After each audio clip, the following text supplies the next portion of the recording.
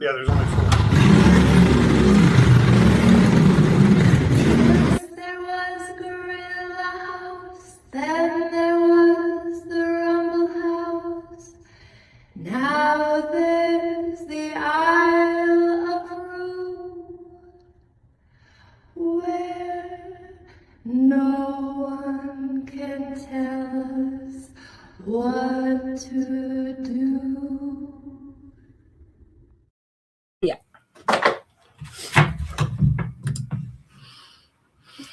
Oh, hello. Did you see the nicest thing in the whole world today on the internet was some pictures of Rich Theroux, silent reader. I deleted them because you made a very good point about the unboxing before the. No, you didn't. I think I did. A million people shared them, and it's like really good. My book? No, Lori shared it. Lori shared the unboxing. Okay. Yeah. No, Rich, you did good. It was not. I deleted them. A million people didn't like them because I deleted them. I'll show you. It says Rich Theroux, and then maybe people I didn't get around to delete. I deleted them off Instagram. And then I got distracted, maybe. That's fair. So Lori's okay with that then? She shared it. Yeah. Good. It's all good. Okay. We'll start. You didn't tell the people. Tell the people what was so good. Well, first I'm going to talk about how beautiful our land is. Yeah. And then we're going to talk about how beautiful your book is. Oh, that's really put me in my place. I didn't mean it like that. Well, it's fine. I didn't mean it like that at all. I just had this open and I wanted to be like. You can go back in the video and see that I already said it's fine. I know. Yeah, okay. You always do. I just want to really make sure. Uh-huh. I really am appreciating this land, the beautiful river. Mm-hmm. We've been going for a lot of walks. Yeah, I tend to appreciate the river more than the land. Mm-hmm. The giant snake that might eat you if you misbehave. Mm-hmm. Yeah, truth. I do love feeling its power. It's very raw power. The Creator gifted us with this land that we are blessed to share and care for together. We acknowledge that the land we gather on Wakinstas is the ancestral territory of the Siksika, Sidipi, the Siksika, the Gaina, the Bigani, and the Amskapi Bigani. We acknowledge all First Nations and Métis of Treaty 7 lands, the Tsutena, the Ithkabi, which includes Bearspaw, Chiniki, and Goodstoney. We commit to advancing reconciliation guided by truths, respecting treaty laws, and humbly walking alongside First Nations, Métis, and Inuit. We recognize all who live, work, play, and make art on these lands and who now call this place home. We also got to walk down by the elbow and the confluence, and the elbow is very high, too. It was really pretty, like really powerful to see, too. Okay. I'm talking. Oh, actually, I need to get back to Gina. Gina messaged us about getting some of your books too. Already.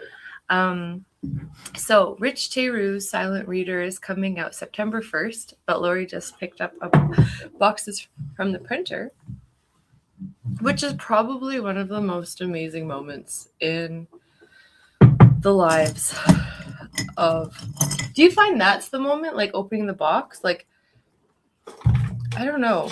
When I got the book, remember when my book got sent to us, it got sent to the wrong house, and the guy, I got his steak knives and he got the books.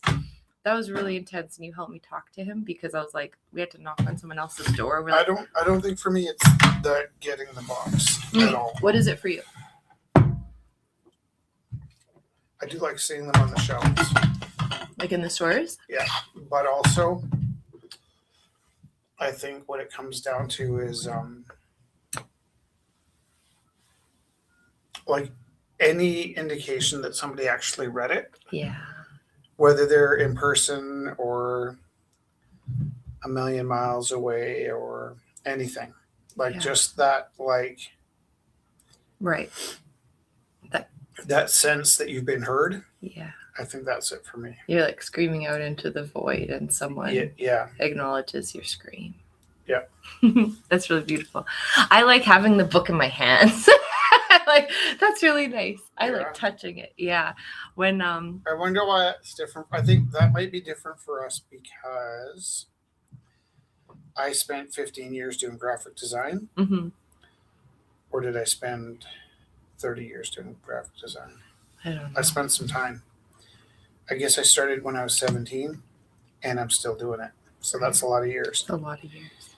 And what I would say about that is that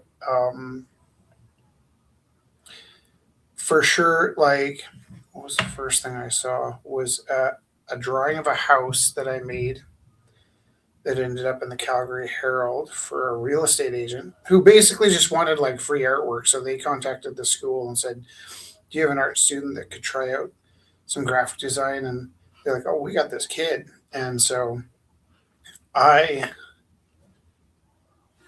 came up with a cheesy tagline. Good. It was super cheesy.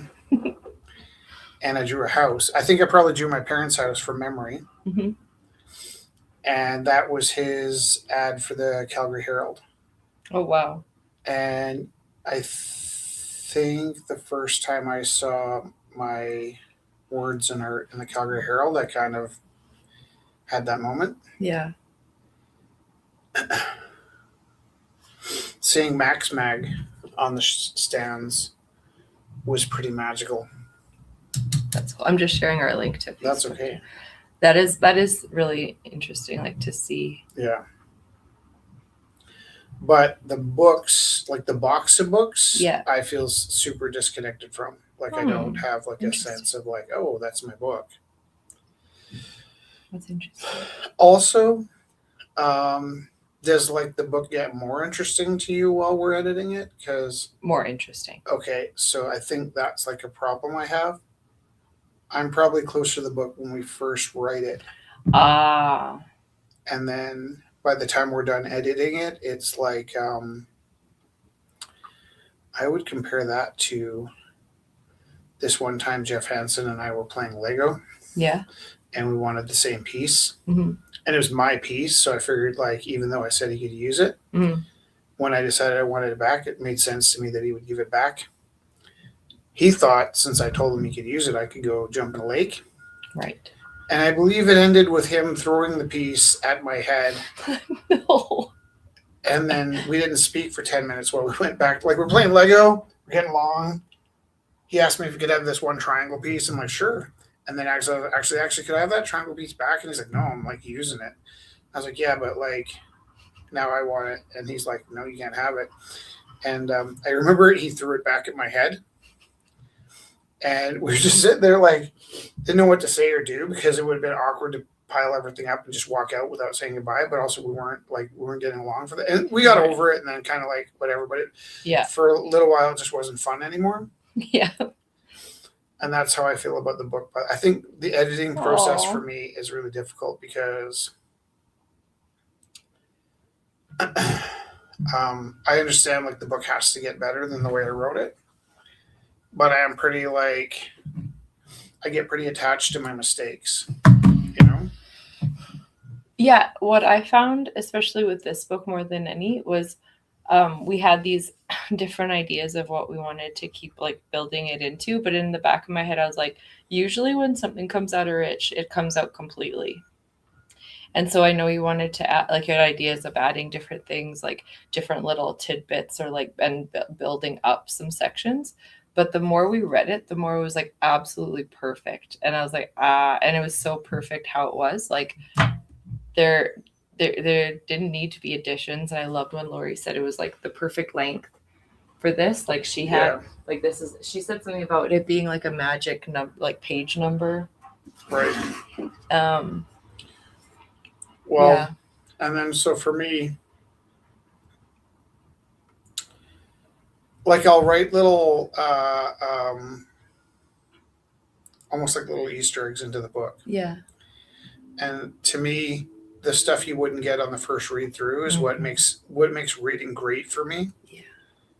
And like you really have to trust the reader to do like that, because the idea that anybody would ever put that much effort into reading your book is pretty arrogant. But at the same time, like I really love reading books where you have to look and seek and find, and sometimes like you don't get it on the first try. And that's what we were saying about it being a mystery. It's not so much about the problem the kid's solving. It's also the reading it. What's going on? The reading it is a mystery, and you're kind of deep diving into this brain.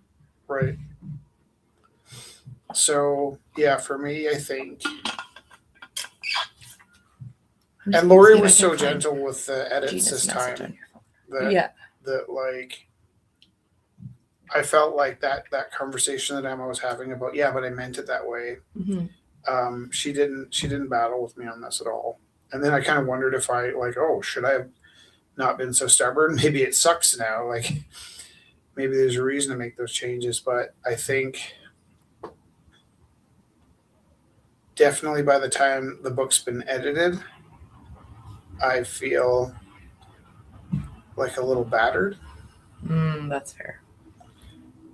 I wonder if I should say stuff like that online. Maybe that like diminishes people's interest in the book, but No, you're talking about your process and how you feel at the it's a different pretty good stages. book. I can tell you that. Rich, it's like, it's interesting to hear your take on it, because when I read your book and I read through it every single time I read through it, and I'm hearing connections and I'm seeing things tied together, and it's so beautiful. Like it gets deeper and deeper and deeper. And with your books, it's never a stress or like, oh, we have to do more editing. It's like every time you said, could we take it out again and just look through for this or whatever? Because we'd look through specifically for a new thing every time. It was a joy. But like, I do find, like, I would agree with you even in my own book. I'll write it. And then the third time I've read it, it's like, oh, that's why that was there. Like, I think my intuition does a lot of the writing for me. Right. And then so I'm rereading the book and understanding decisions I made, right? And that's also like that also comes back to like the thing where it's hard for me if somebody wants to make a change, because it's like I don't know why I did it the way I did it. Right? Until after. And then afterwards I was like, holy crap, like that lined up well, and oh, this lined up well. And I think when I was young, I wrote that Chuck the Superhero. And I meant it to be 32 pages, and it ended up being that magic number of 32 pages. And the story wasn't really something I was plotting out. It was more like something I was building as it went. And then it just landed on a conclusion, like on page 30. Right. There was room for like one frame of denouement in the story. Right. And I'm always like, wow, that's really lucky that worked out that way, because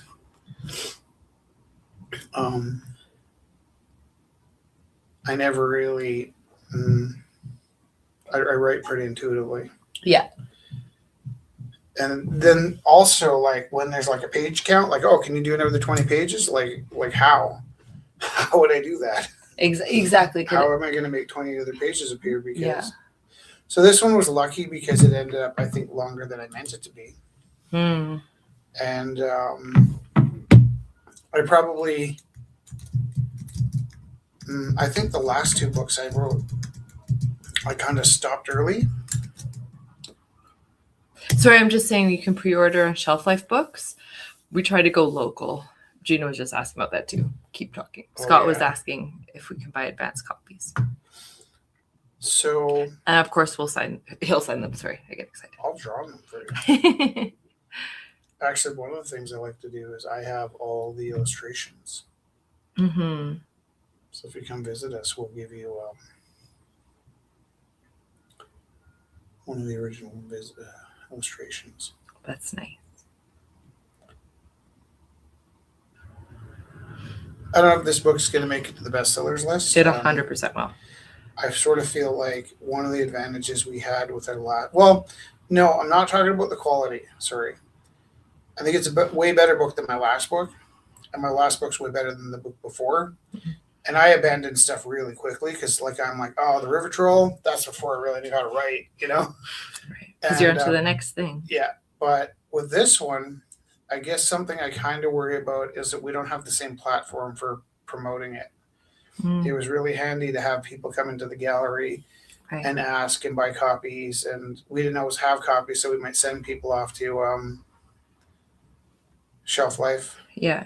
And in this case, I don't know how it's going to go. I guess my heart kind of tells me that if this book sells, the real only chance it has is if like people read it and then think, oh, Toby will like this, or which I think actually that's kind of been everything you've worked on, is the word of mouth and the personal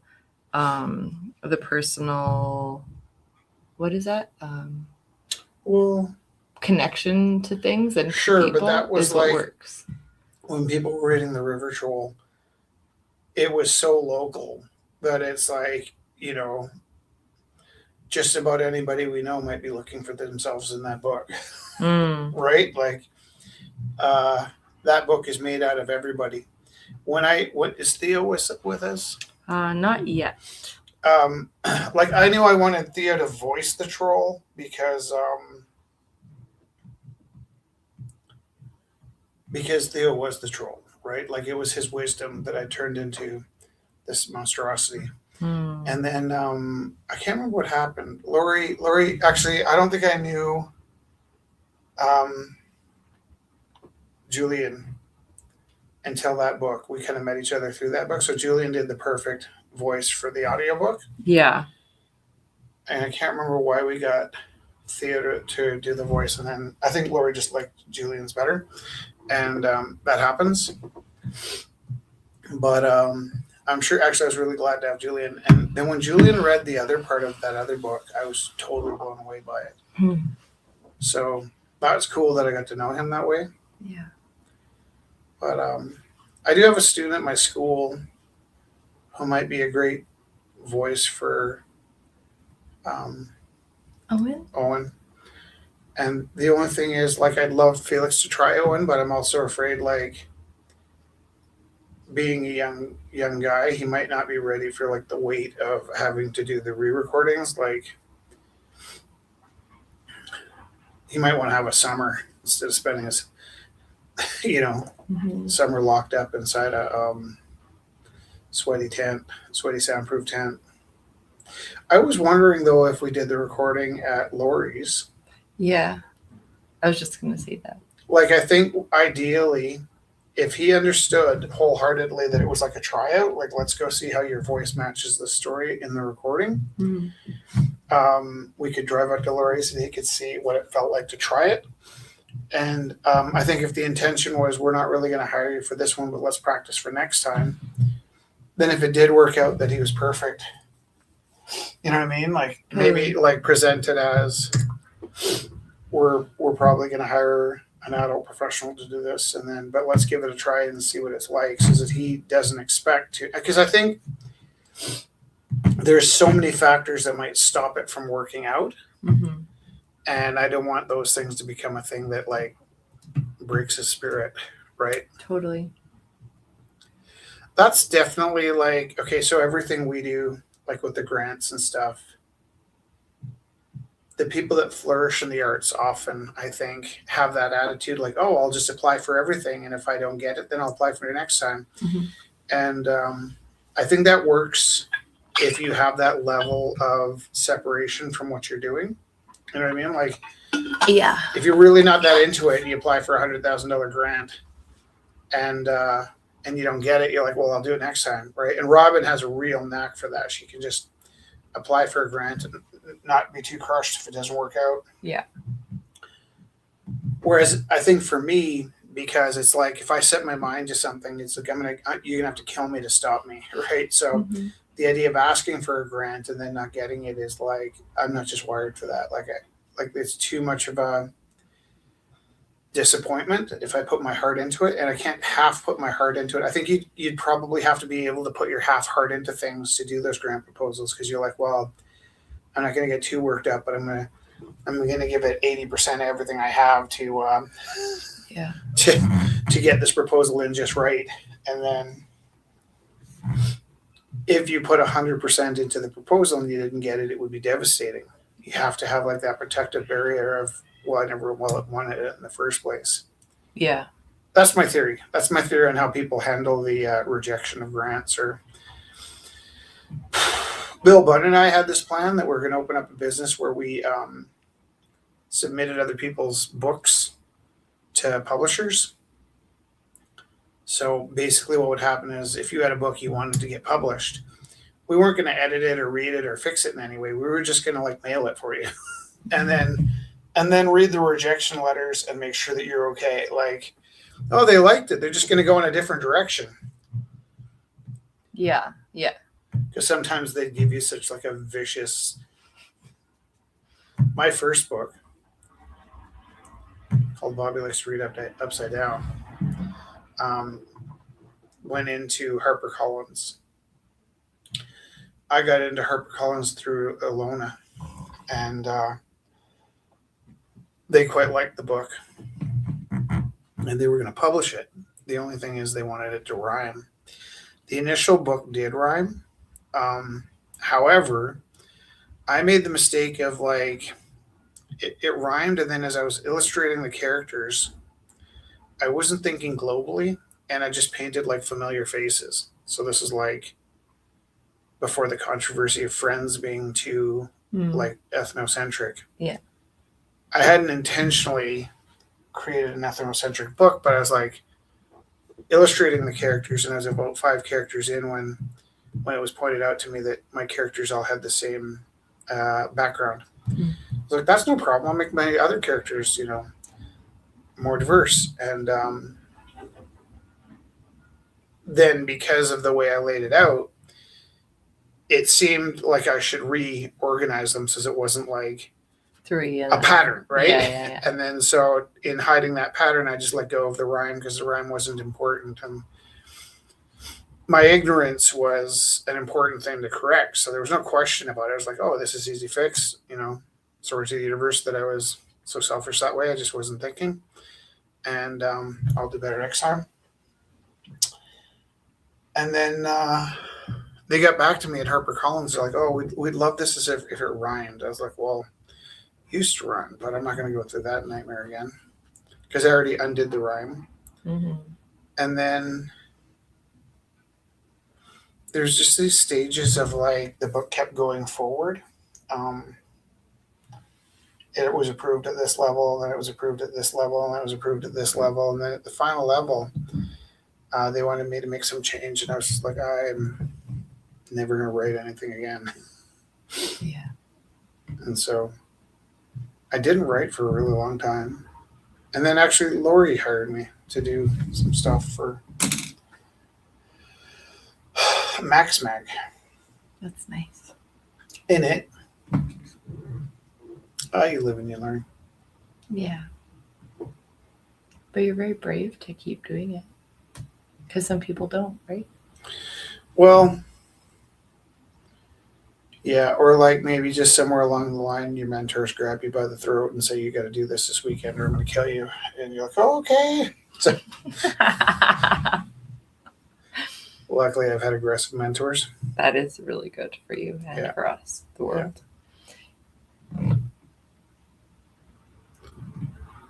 Did I send out the links to those to our friends?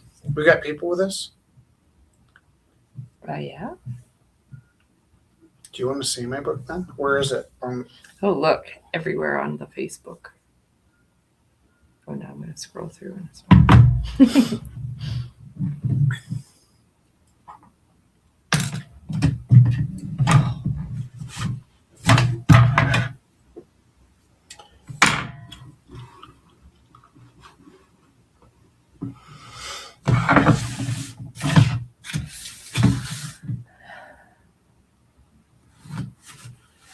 Here, I shared Lori's post.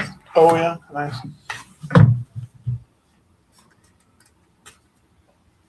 So you didn't even read what I wrote to you? No, I didn't see it. I thought I deleted it. Do you want to read it to me?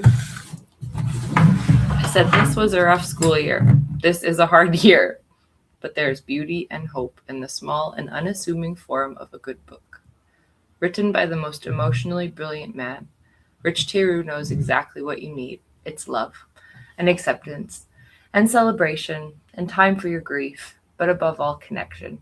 And it's published by the most aware and astute Canadian publisher, Derval Uproot Books. There is good in this world. And then I put the link for Shelf Life. Pre-order. Isn't that nice? Look how beautiful, Rich. Did you see this? You did. Again, like I try and keep a distance from that. I know it's not going to fall apart, but I have like years of like, don't get your hopes up, waiting until it hits the. I suppose it always hits the stands, Yeah. I think like with Stop Making Art and Die. Yeah. I had this fear that, like, because you write a book, here's the pattern. You write a book and you don't know if you've got it in you. Yeah. Did you feel that way writing your book? No, because I had written it and then Lori asked me to publish it. Okay. So it's different. Right. How about your TED Talk? Oh yeah, I had no right doing that. Okay. So what I'm going to say is you write a book. You start writing a book. Yeah. And you don't know if you have it in you. Mm-hmm. You hope you have it in you, but you just don't know. Right. It might not be there. The book might not turn into a book. It might run away. Yeah. It's like. Right. Yeah. That's when you first start doubting yourself. Yeah. Worse than that, book starts writing itself. And you're so blessed to be part of that process that you start to feel a fraud. You get the imposter feeling. Aww. And you feel like so blessed to have this book arrive that's got nothing to do with you, because you tried to come up with a bunch of ideas and they didn't come, and then all of a sudden they just start spilling out on their own. Mm-hmm. So you get the imposter system where you're like, I don't know who's writing this, but they're smarter than me. Hey, is that us? Yeah. And then you finish the book. And you probably think, if you're like me, you probably think, well, that's better than I thought. The imposter part hasn't gone away. But you really hope somebody reads it, And your publisher hasn't seen it yet, or maybe you don't have a publisher, you're still looking for a publisher. That sucks, right? Yeah. And but you're like, for God's sake, I hope somebody reads this, because I think it's pretty good. You share the book with your friends, and they love you, and they read your other books, but they're busy. And there isn't time for the whole world to always be about you all the time. So they're living their own lives, and they already read one of your books, and then they don't get back to you right away because, everybody has their own stuff to do, right? And then you're waiting on pins and needles, hoping that your publisher loves it.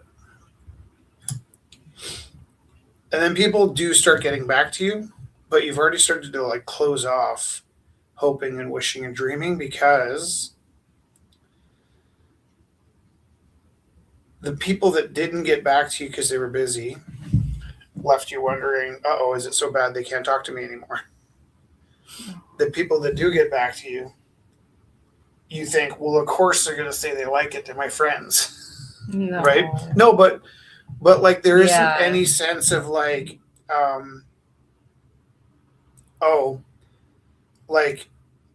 there is disappointment attached to not getting feedback, right? Yeah. That happens. It's real. Of course. But there isn't any solace in your friends and family saying they love your book, because they're going to tell you they love your book. What? What?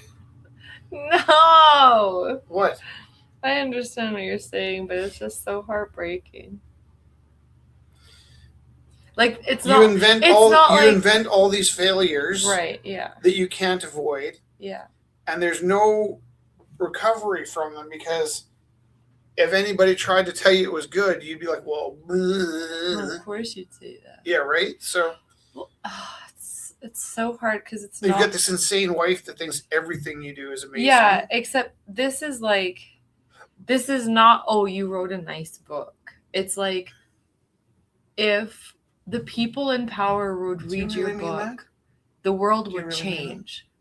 I cry thinking about every time. Well, of course you'd say that. See?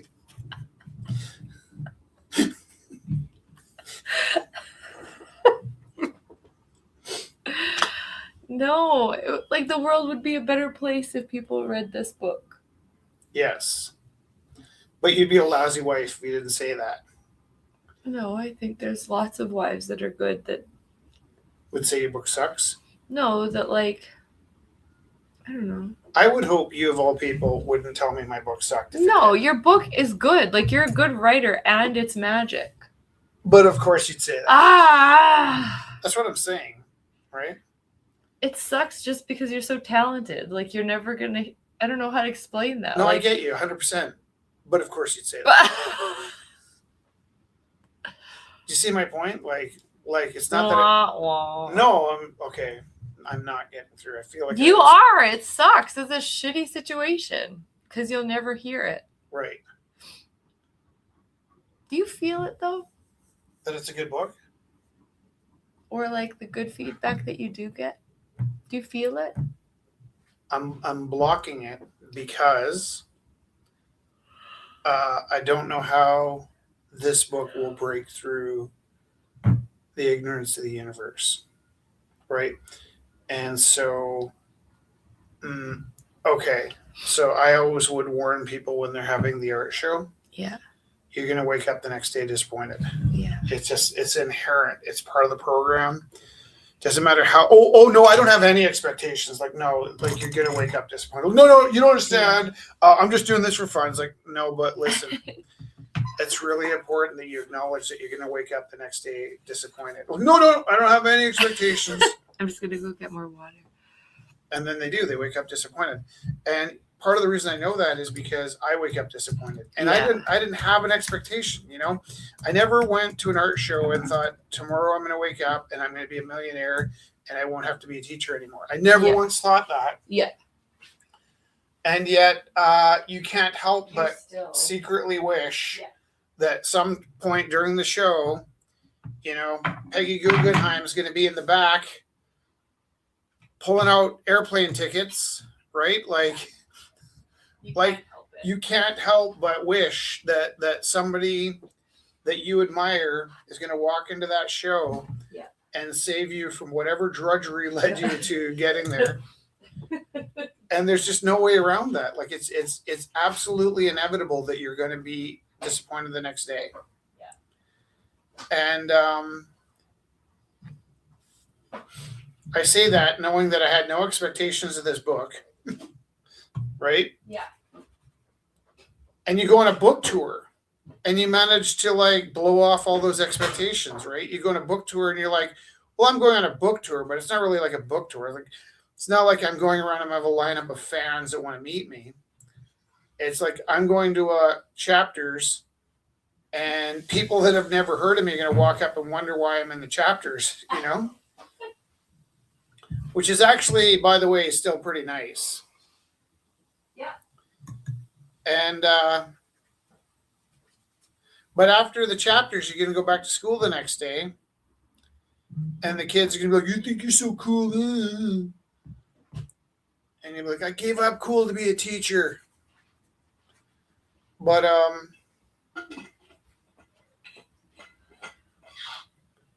here's where I'm headed with this, because I actually do have a point. In your heart of hearts, you can wish that 40 years after you're dead, some English teacher will find this book and order 100 copies, and it'll become part of their reading list. And the reason I say that is that Van Gogh's the best painter. Like, there's lots of good painters, but Van Gogh's the best painter. The best. And if you argue with me, I'll punch you in the face. Like, there's no, not you. No, I know. No domestic violence, but no. But there's no room for people to say things like, "Oh, Van Gogh's pretty good," or, you know, like he was all right. He's not bad. Overrated. That's not all right, right? Van Gogh's the best painter, and in his lifetime, he was completely overlooked and didn't matter, and that's because he was the best painter. If he was a great painter, he might have been the most famous guy in his city, but he wasn't. He was better than the great painters. Mm-hmm. And no one could see him. And, you know, decades and hundreds of years after you're dead, people will forget you if you're good. Mm-hmm. But if you're completely exceptional and worth remembering in the history of the universe, mm-hmm. then nobody's going to see you when you're around, right? Yeah. And They can't. Like Right. you're speaking a language no one Right. knows yet. right. And so to be successful, I think, as an artist or a writer, and I hate to say this because it sucks, you kind of got to be mid. You have to be accessible enough that in your lifetime, people can get what you're doing. And if you want to be part of the next generation, and you'll be erased after, you're going to get erased either way, you know?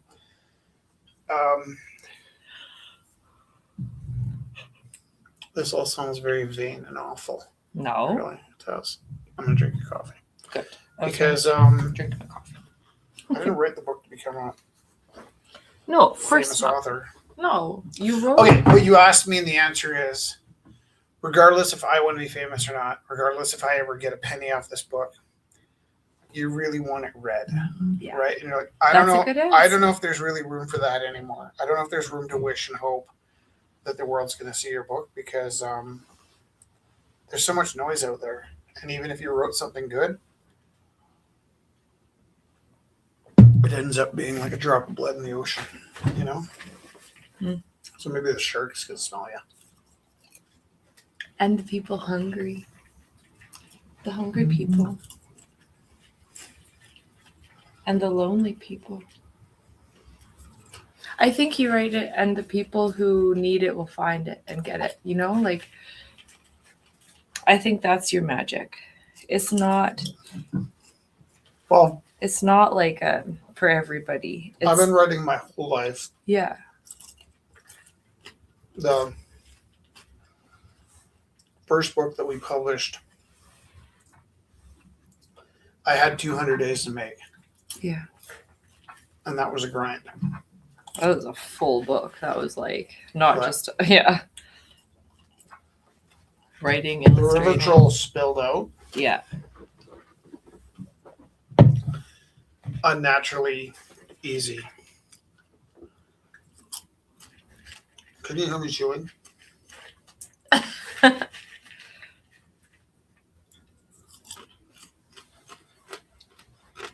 This book was a really strange book because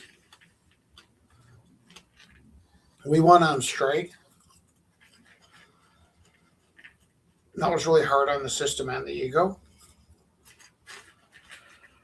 And you got occupied by working at the record store. Yeah. I had that painting for Brayback Is that thunder? train. Other thunder.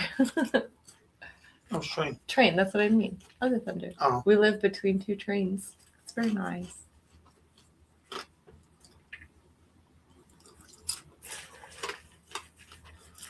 But I think I dove into that book to try to avoid like the disappointment of being a teacher in this province.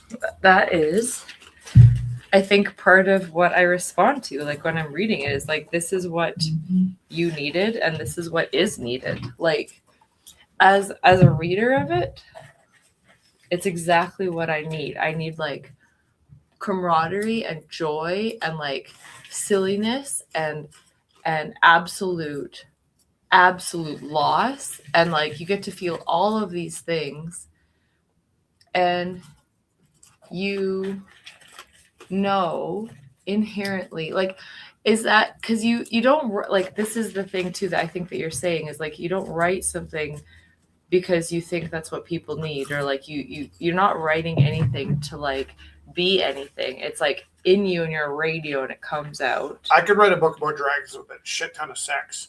I could do that easy. Yeah. He thrust his pulsing sword at the dragon. Right. That, like, but that's what I'm saying is like, it's not like it was in the ether and you brought it into reality, and it's something that is very necessary to humanity right now. Right. And like, and then that makes sense that you aren't wanting to take responsibility for it, I guess. Mm-hmm. Because you grabbed it from the ether. Mm-hmm. And maybe that's kind of been consistent with your paintings and everything, like you say. I know how to put it. Okay. I think through the editing process, I give away the book. It's not that I'm brokenhearted. in the process of making it, it's my book and I'm immersed. Then when we edit it, I'm giving it away. Huh.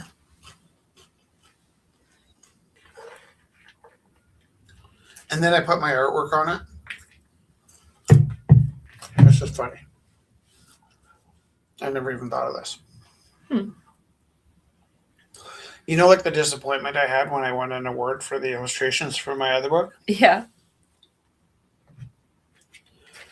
Maybe there's like the writer in me wants to have that experience where I get to bark at the illustrator for getting it wrong.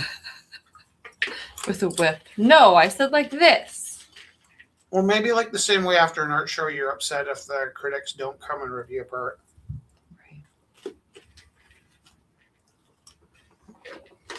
Another nice thing about your book was that it's going to be on the Alberta book reading list for kids. Right. And they wrote a really beautiful explanation of it in their catalog. Okay. Can I tell you, at every level when this happens, when things go well, I make up the excuse that might not matter. When things go neutral, I just pick the worst possible interpretation. So if I sent you a copy of my book, yeah, and you didn't quit your job and spend 4 days at home reading it, I would start inventing reasons to kill myself. That's a bit extreme. But I know what you mean. When no, listen. When the book association or the school library writes a beautiful write-up about why every kid should read this book,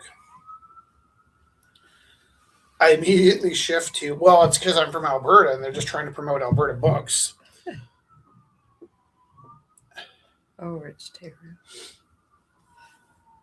When I got the thing for the Cover Award, yeah, I was like, oh, that's great. Like, did they even read my book? Like, my first question is, did they read all these books or are they just some sort of organization? And then kind of like that Johnny Depp contest where you're supposed to get people to vote. Yeah. Like, you and I used to go out to dinner, and if the serving person was interesting, they would ask us questions about, they always, oh, what are you guys doing later? Like, oh, we're going to, take care of our art gallery. Oh, tell me more about the art gallery. Would always end up a new friend every time we went out for dinner, right? One of our, I don't know if waitress is the right word, but one of our servers was in a contest with Maxim magazine. And so she needed to be voted up levels to the next level to win this contest. And yeah. I barely knew this person, but we went out for dinner and, like the Facebook connection happened at the end of the evening. And then next thing I know, I'm getting pummeled by vote for me. I'm on the next level. I was just like, oh my God, shut up. Sorry. Hope you do well. You know what I mean? Yeah. So when that Cover Award had the opportunity to crowdsource your voting, I was just really super depleted. Then the person I was most up against was removed from the contest. And at that point, you could almost say I won by default, right? But I was totally thrilled at that point because I was like, okay, well, if the other person was an authentic writer and I wrote a book about Troll Under the Bridge, I'm only one of 2 people this year that wrote a book about trolls. Yeah. And so if the other one turns out to be kind of a farce, then that makes my award way more authentic, I think. You actually did win that, yeah. Because like, not win, but who knows whether it was a combination of the votes and but I was like adamant, I'm not getting anybody to vote for me. Like, I'm not playing this game. And then I won, even though I hadn't like chased those votes. And I was like, well, how'd that happen? And it could be that the other person was disqualified for being not authentically a book, or not meeting the requirements to be. Because it was for young adults? No, I think like the judges read the other book and they're like, this isn't, You know what I mean? Like Yeah, it was yeah. submitted. Yeah. And then it ended up becoming disqualified because it just wasn't like it didn't hit the quality mark, right? Yeah. So that actually meant a lot to me because it meant somebody read the book and decided it qualified as It a was intentional. yeah. So it's funny like where I do and don't connect with those things because for sure we knew enough people that I could have won that contest just by we're feeding pizza to enough people at the gallery every week that I would have had no problem getting the votes I needed. And that's where it's like, well, because of that would make it really inauthentic to chase those votes, right? Like I don't want that kind of a win. And then I was able to win that by default. Hey, Mr. Teru, it's McKenna. Can I paint with you in just tonight? Yeah, just oh click this my link. gosh, Here, yeah. We'll put the link up. I thought I did. Here it is again. Click on this. Maybe it only shows up if they're already watching. Click on that link. By the way, my name is Rich. Just kidding.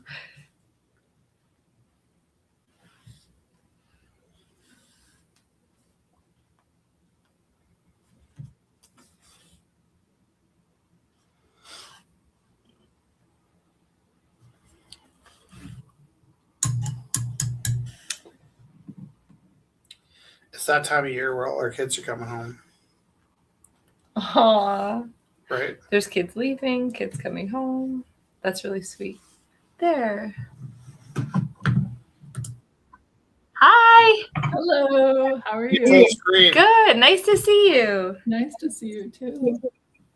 How was school this year? Or are you done? No, I have one more year. So I just did my 4th year. It was good. It was busy. But Are you back home?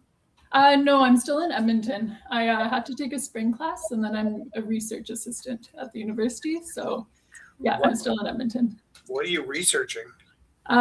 So it's with a environmental engineering lab, and my project for the summer is doing a literature review on Indigenous water quality management and policy in Canada. So I'm pretty stoked about it. Wow. And I'm just getting started. So I don't know a ton, but I'm learning a lot. So does part of your job involve going into waters and making sure that they're safe for humans?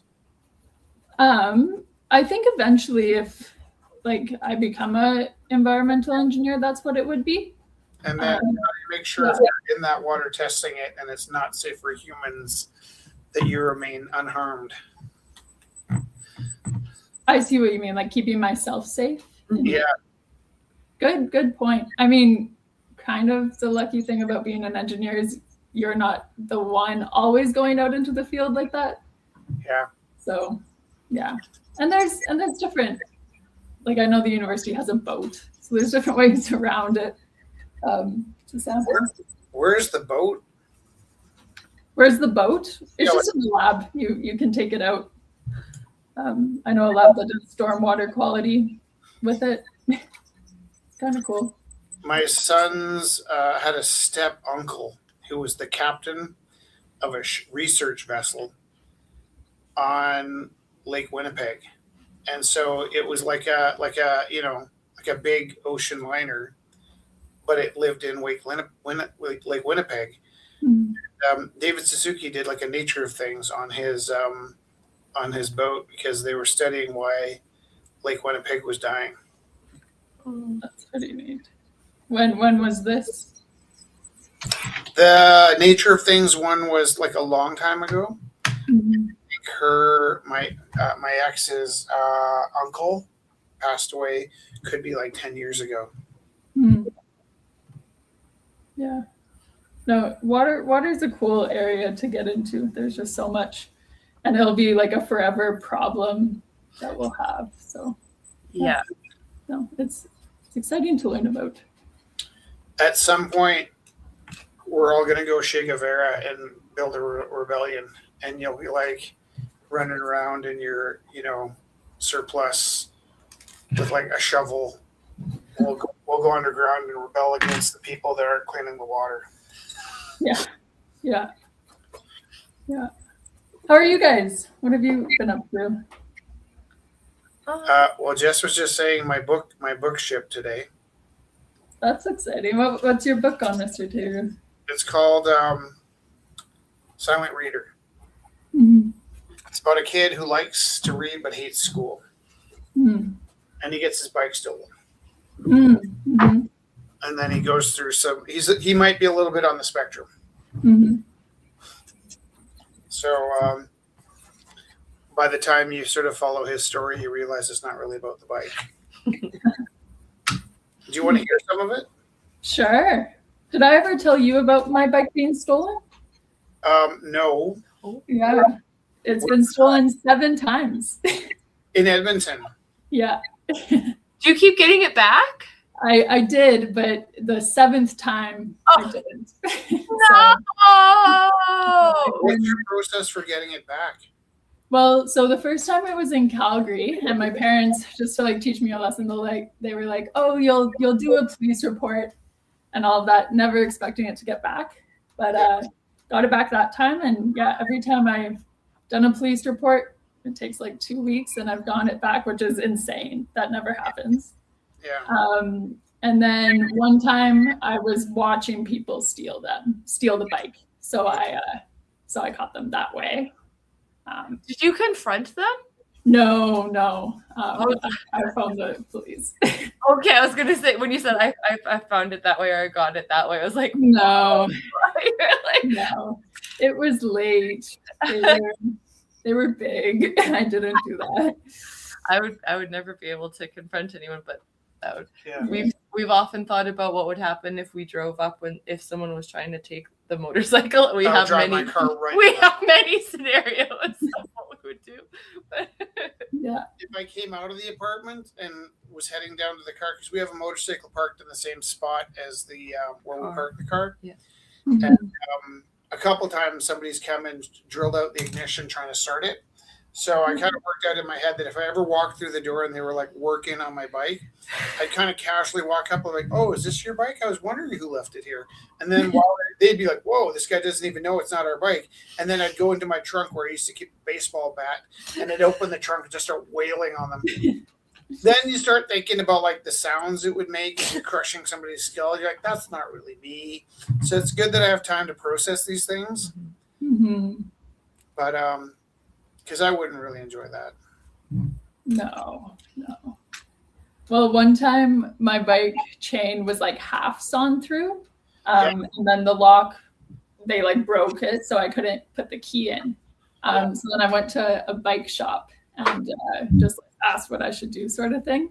And so then the guy came with an angle grinder, but it was funny because then it was looking like we were stealing my bike.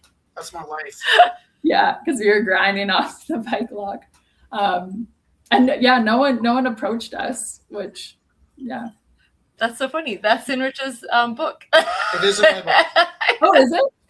He tries to take, he tries to get his own bike off the track because someone put their lock on it. And then he's like, if I was anyone else other than a 13-year-old kid, I'd probably be able to get away with this. But because I am who I am, I have to watch my back. True. When we were scared, we looked good. Yeah. It's also one of my least favorite things when I see somebody with a grinder cutting a bike off of a lock or something, like when I see people out, because they might be just trying to get their own bike back, but like there's a couple things I really don't like to see. One is guy walking down the street with a front wheel off a bike. One wheel. Yeah. Especially in the middle of the night. I'm like, did you go to the late night bike shop to get that? Or, yeah. Or riding a bike with 2 wheels on their shoulders. That's a common one. Riding a bike, pushing another bike next to them. Yeah. And I actually kind of have to do that sometimes when Felix needs to move his bike. I'll be going down the street. I think it was different when we had his little bike. It was totally different when no, because then it was even more obvious that wasn't my bike, right? Like, why you got a 10-year-old's bike? Well, because I'm his dad. You don't look like a dad. Do you want to hear a little piece of my book? I would love to. Do you have a copy? Yeah, of course I do. What part do you want to hear? Of course I do. Obsessively. Oh, surprise me. I gotta go. Does he find his bike in the end? I can't tell you that. I guess he can't tell me that. Yes. $15. When does it come out? September. September 1st is the release date. Perfect. I'll get my hands on a copy. Yeah, I think. Well, more importantly than does he find his bike, you do along the way realize that the bike is not the problem. He is the problem. So, how do you want to handle this? You want to read the first chapter? They're short chapters. Don't worry. It won't be like torture much. Oh, it can't be torture. I'm sure it's great. This is the opening cover. He's missing a shoe. That's nice.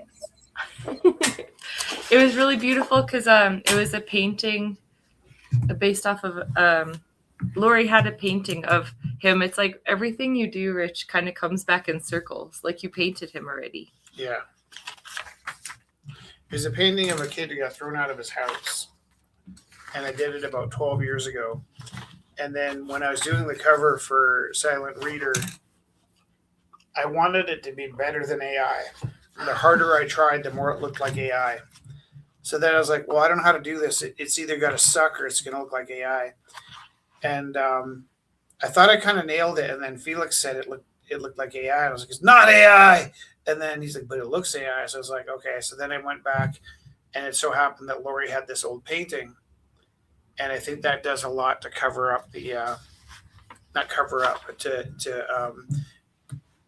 what's the word? Erase the doubt. This is one of the. Oh no! What? We lost her. Uh-oh. I think I just moved me. Maybe it was connection. She'll come back. Keeping an eye. Scott says that he likes the Sea Shepherd campaign to stop whaling. I think I've seen someone at my school has a t-shirt of that, and it looks pretty badass. Should I just start with the first chapter? I'll wait to see if McKenna gets back on. Maybe she's in a dorm. It's like breaking dorm rules or something. No broadcasting from campus.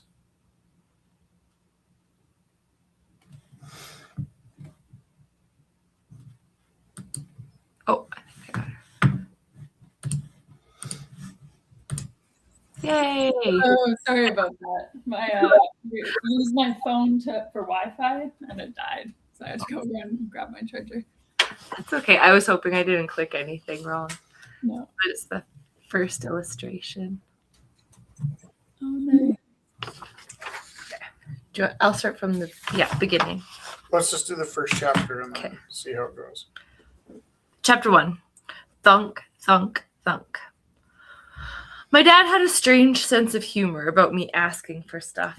Last year I got first cuts from the basketball team, and I was thinking of asking my dad for a basketball net, but he was in his dart room practicing darts. Thunk, thunk, thunk. And I didn't want to bother him while he was thinking. Thunk, thunk, thunk. If I had a net, I'd play basketball with Sully all day and all night. I could hang from the rim and dangle until I got 2 feet taller. Thunk, thunk, thunk. I knocked on the door. My dad opened up and said, I'm a little busy. And the door closed with a thunk and a thunk, thunk, thunk. 3 more darts hit the board on the other side of the room. I knew the hoop wasn't going to find itself or put itself up. And it probably wasn't going to arrive on its own either. I took my dog for a walk. I felt the door frame rattle a little when I closed the door, probably going to get in trouble for that later. Big thunk. Down the block and 1 street over was a fire hydrant on this old guy Russ's yard. I learnt Russ was his name one time when I let my dog take a leak on his yard. He came out shouting not to pee on his lawn. I told him to stuff it, and he grabbed my ear. His name is Russ. I think he's kind of lonely. He's not all bad. If I did have a basketball net, I'd need a backboard too, and I didn't have that either. If but I could put it up over the garage. And we hadn't lived there long enough that my dad would even be sure if the net was there when we moved in. Russ had a backboard, no net, but he had a decent backboard. Who the hell was that for?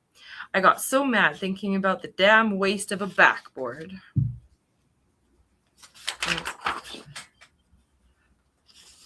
Could I sit there? Yeah. Oh. Thunk, thunk, thunk. There's an early slushy snow this year, and I'm hammering the front door of Russ's house with wet snowballs. What the? I can't say the word. Are you doing? Russ yells. I got nothing, so I yell back, clean up your yard, you bum. Russ comes lunging out, but there's no way he's going to catch me in his stocking feet. He slips and falls on his crusty butt just as he's about to grab me again. I get away, laughing. My dog barks too, and we slide down the driveway of another house. This house has a perfect basketball hoop and even a pretty good net, and I start hammering the door with snowballs. This lady comes out and yells, what am I doing? And I yell back, clean up your yard. She doesn't chase me, but at least she doesn't fall. So I carry on like this until I find a house with a bunch of old basketballs left out in the backyard and tell them to clean up their yard too. The sky should be black at this time, but sometimes, just when it's about to snow and it feels warm and the sky is kind of yellow, and I wonder if the clouds are all joined up until the horizon on the other side of the earth, where the sun hasn't gone down yet, and the sky should be dark, but it's not. It's yellow, connected by these electric yellow clouds just busting to snow. I take my dog home, and my mom is in the kitchen giving me lip about slamming the front door. Thunk. I slam it shut, go to my room, thunk, slam the door again, and I just sit there because I finished my book and there's nothing left to read in the whole house. I'd make a cup of tea just to read the leaves. The next day, Russ caught me by the ear and yelled at me, but he also paid me $20 to clean up his yard. I took down his backboard and offered to carry all the junk away so he wouldn't bother the garbage man with too many trash cans on collection day. He's putting up his backboard. I cleaned up 2 more yards that week, and when I had a complete collection of basketball hoop, backboard, and basketballs, I climbed onto the roof of our garage and installed my net over the door. To be honest, I don't think I'll ever play basketball again. I'll let you know now rather than later.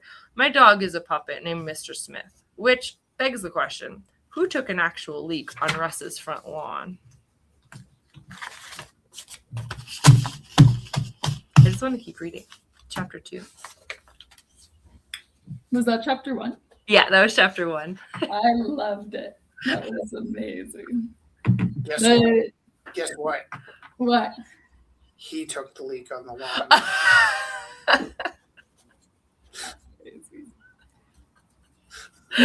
The characters already, it drew me in. I'm excited. This kid that runs around with a puppet peeing on people's lawns. And barking at them. Yeah, but the complexity of it all, it's funny, it's wholesome. I really like it. That's so fun. This is fun to read as someone who hasn't read it before. Because it's fun reading it, even with Felix. He's like squealing, but he's read it like 50 times. Let's do this. Do a little bit of chapter 2. Okay. So that we don't give too much of Lori's book away. We did sell the rights. But read a bit. But this is really every chapter is so good. Sure. Right? Okay, do a little bit of chapter 2. Okay, chapter 2. The White Whale. The next morning when I get up, I get dressed and go to the shed to get my bike. But my bike's not there. Maybe I left it at Sully's. I feed the dog and walk to the bookstore. It smells like must. It smells like old people. It smells like feet. But the book covers are all so delicious. Every one of them is just begging me to read them. I've got $8, so I dog-ear the covers a little when no one's looking. The lady at the till will say, oh, look, this one's a little beat up, and she'll drop a few bucks off. She doesn't know that I know that she knows. What do I know? I know she loves readers. I put my books in my bag and head home. There are 3 textbooks already in there. I've got homework, and I better remember to wash my gym stuff before Monday. I go home. I've got Steinbeck, Vonnegut, and a King. That should hold me. I remember when I was little, I used to walk down to our old bookstore with my mom. She was a big reader. I couldn't read at all, but all those covers, all those stories locked inside, I just couldn't sit still. Sully likes to read too, and I don't understand how he sits still long enough to read a whole book. I gotta get up and move, or sometimes I dangle from a tree. Sully reads fast, and he reads whole books all at once. I read slowly. I hate reading at school because first, the books they choose are lame, and mostly all the teachers think we skip pages, so they give us twice as much to read, and I just can't stand to chase the pages. I read a whole page, and none of the words go inside my head, only the page number. When I read, when I'm left alone to read, I like to do it slow enough to look around. I go into the book. I peel off my skin and put someone else's skin on, and I sniff around. I take side quests, and I do the whole thing in the most vivid color. There isn't time to colorize your imaginings for the books you're supposed to read at school. All they want you to do is get 50 pages read so you can write a test, and then even the teacher misses the point. Like once, my teacher threw me out of class when I said Nick was in love with Gatsby, not Daisy. I couldn't believe it because the elevator guy said, "Hands off my lever." And why wouldn't Mrs. Moggs know what his lever was? Oh, I just remembered. I need to pick my bike up at Sully's. It's too heavy to carry these books around.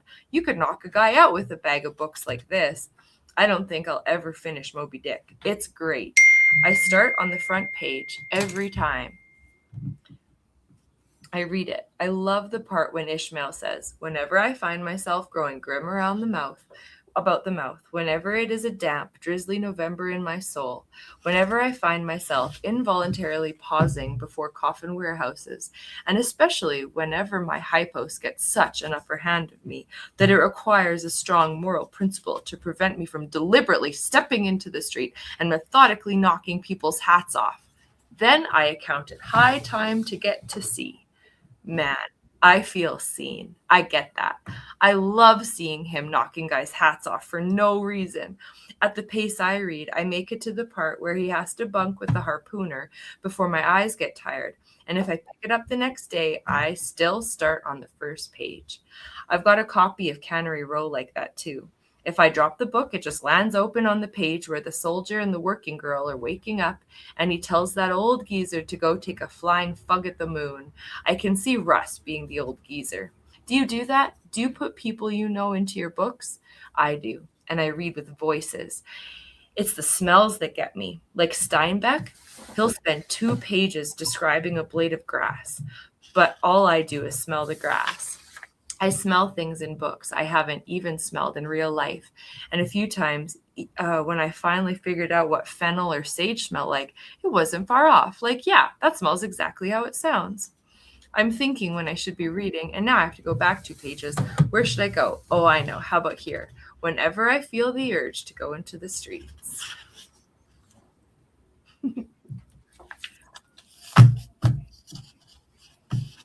That was very nice. Thank you for sharing. Thanks for listening. This is... Do you want to hear the part where he starts wrestling? Sure. Oh, that's a good one. So I'm going to go. So this is chapter 3. My wildest dream in this book is that somebody reads it and then feels inspired to read one of these other books that I love so much. That's what I was going to say. So the bibliography is so awesome because we went through the entire thing and we wrote down we got all of the books that he mentions in the bibliography. So it's like a what to read. So there's a series of things where he's playing dodgeball. He likes dodgeball because he likes like dodging, but he doesn't really throw the ball in dodgeball. And then he has this recurring theme where he keeps not having clean gym strip. And one day when he finally has clean gym strip, he shows up at gym and they're doing wrestling.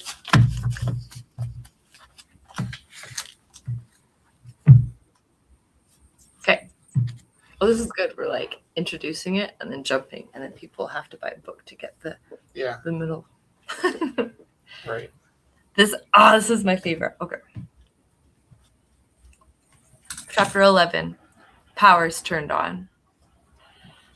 My bike was still there in the same place. Whoever took it and painted it wasn't exactly a bike thief.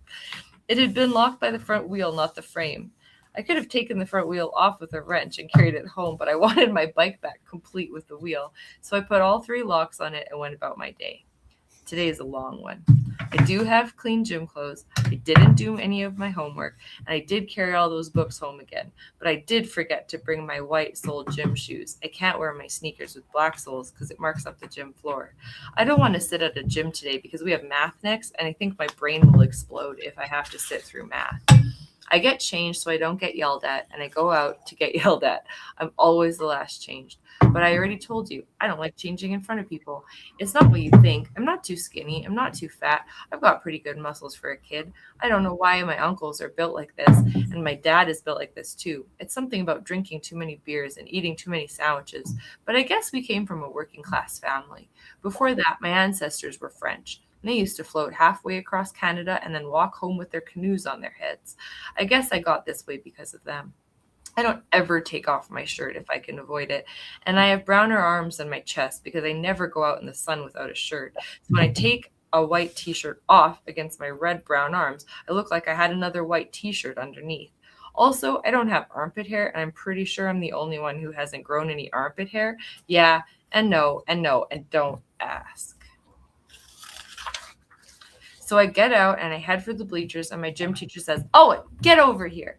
And I look, and he's on a big red play mat. What is this? Murder dodgeball? I'm intrigued. I walk over. The whole class has their shoes off, and I think it would smell pretty bad if it wasn't that the red mat smelled like the worst old rubber bike tires.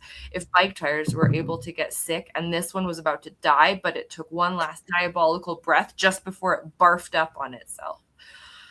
We wash the mat with bleach, and it smells better. Not clean, mind you, but better. I go to the mat, and even Todd looks scared. When Mr. Gog says we're doing wrestling. Line up by size, guys. Not by height, but by weight. How am I supposed to know how much I weigh? Just guess, Gog says.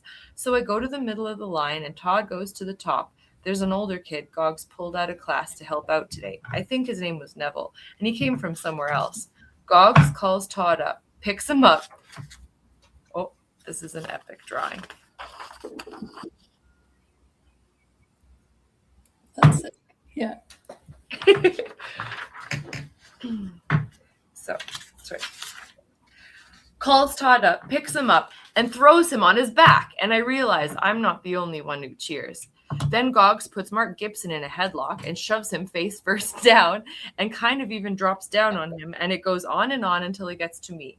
So, okay, did I mention I don't like getting looked at? Because multiply that by 500 million.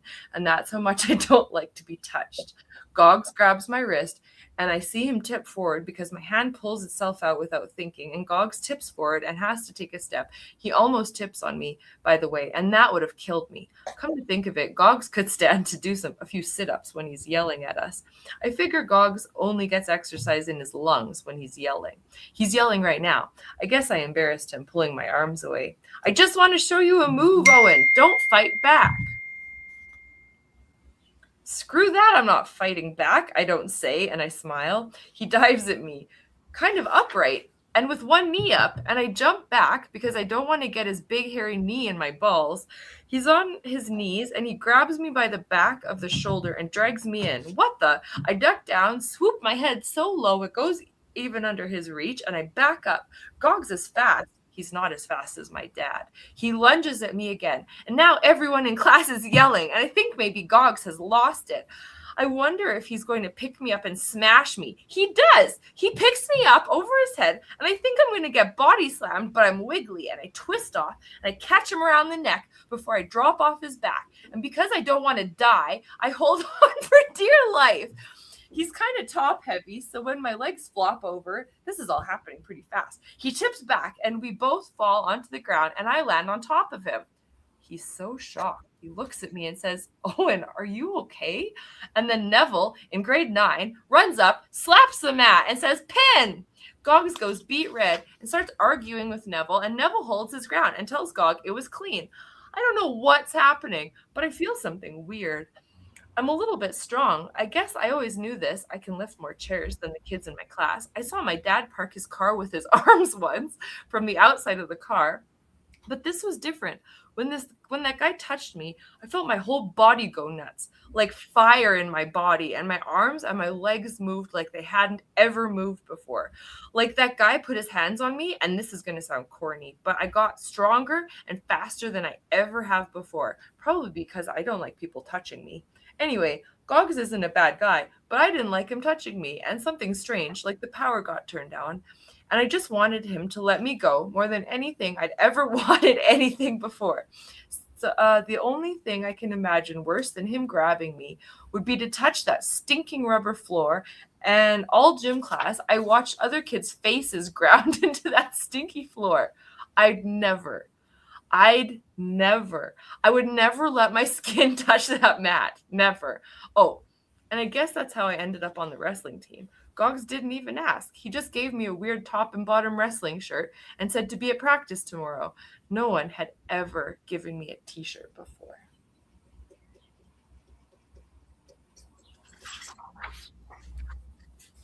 Pretty good, Rich Dayru. I think that's all we're gonna read. That is so much fun. There you go. Chapter 1, 2, and 11. It does sound weirder on its own. It is weird, but I'm not sure if it's weird as it sounds. I love how circular his thinking is. Like, he's got these 3 points that he keeps returning to.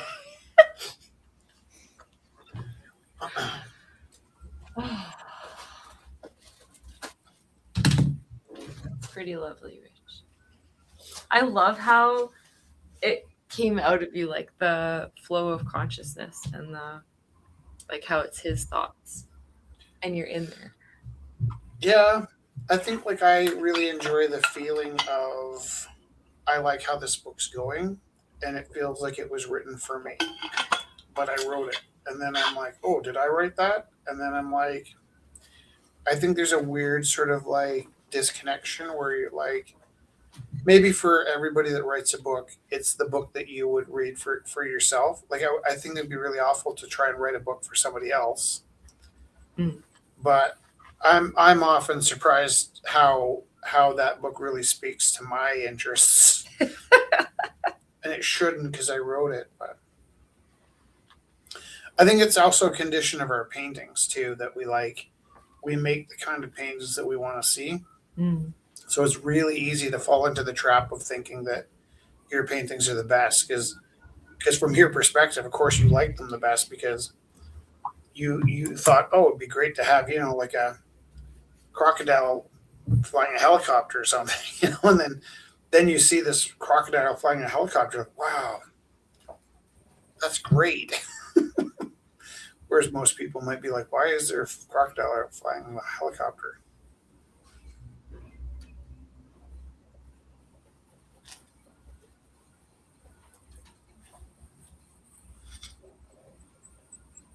I liked it because it was outside my experiences, but because I teach boys that age and because I'm around all that stuff, it was like a way into other consciousness. Right.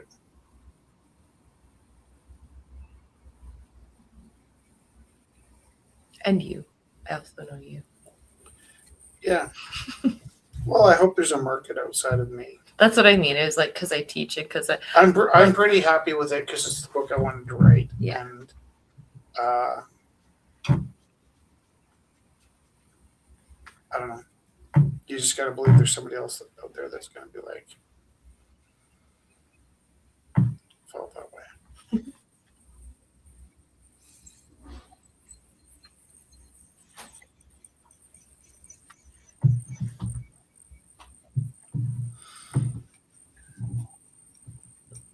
How many pages is it? I think 160. Oh, how many pages is the River Troll? Do you know? It looked thicker. I think it's thicker than the River Troll. Yeah, I'm gonna check. Yeah. Might be like not twice as thick, but more of a handful. River Troll is 90. No, no, it's 121. 120. Pieces of paper. Yeah. Right? Wake in the undertow is 94. They look the same size. Stop making art and die is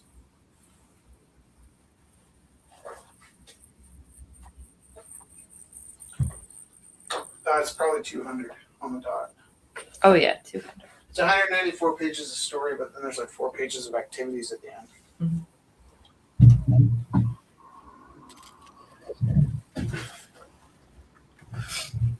McKenna was at in the classroom when my school Macintosh arrived, and so I named it Super Mac. Every morning I say good morning to Super Mac. That's pretty awesome.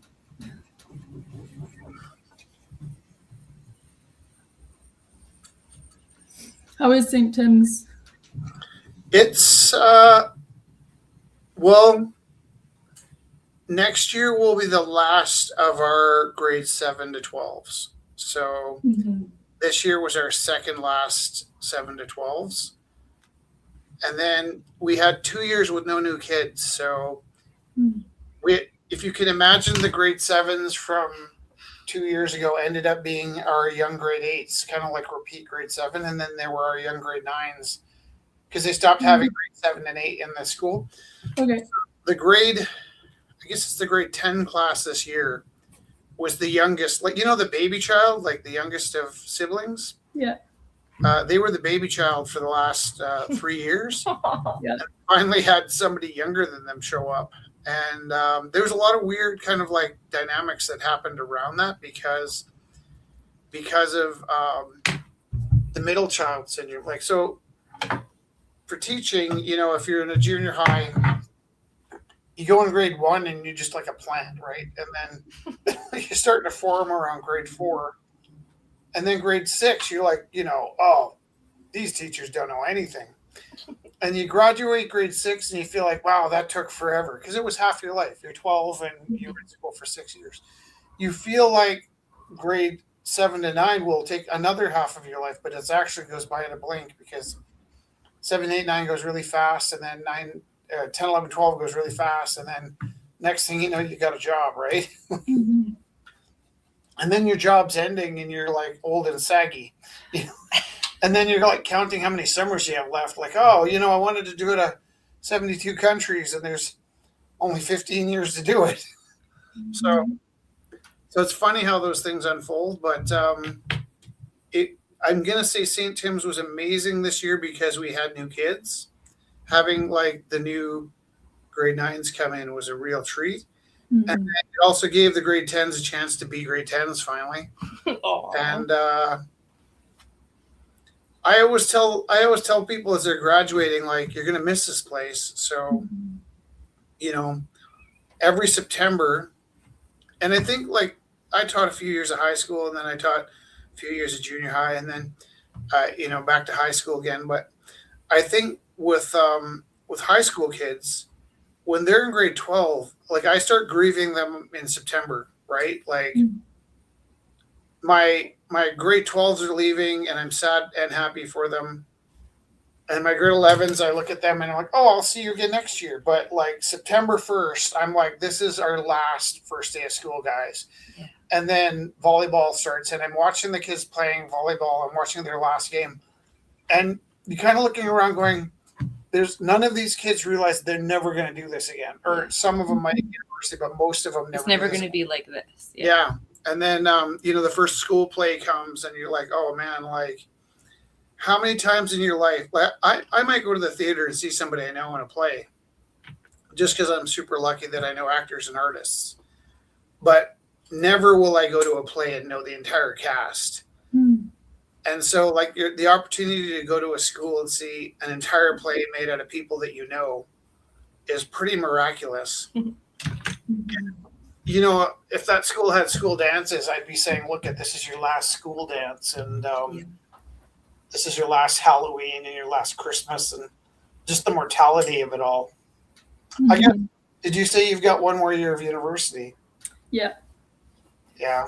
Now, university, I think, is in some ways the opposite experience of high school. If it's the same for you as it was for us, there's like a social ladder between grade 1 to 12. Like you're constantly rising up.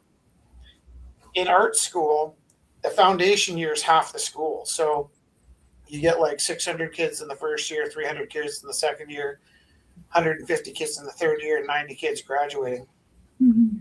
And so when you're in fourth year of art school, you're kind of like sneaking into the cafeteria, not trying to bother anybody.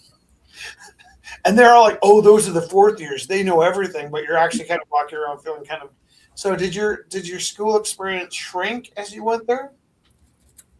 Yeah, I mean, it's definitely, you feel a lot less connected than at a school like St. Timothy. Yeah. So, yeah, I definitely don't have the same dread as leaving university, but still a little bit. So, yeah. What are you going to miss most? I think just being told like what to do, whereas once you get out of there, you're not told anymore and you have to make it up for yourself. I think that will be. I think you'll find there's some asshole telling you what to do That doesn't go away. almost every day for the rest of your life. Probably, actually, yeah. It just ends up being less relevant. You know, like, Yeah. you can't park there. Like, that's not your spot either. What are you doing? Like, why are you on the road? It's like crazy people yelling at you. I guess I do that too. When people are driving the wrong way in the parking lot, I get out and I'm like, don't be weird, but you see that arrow over there?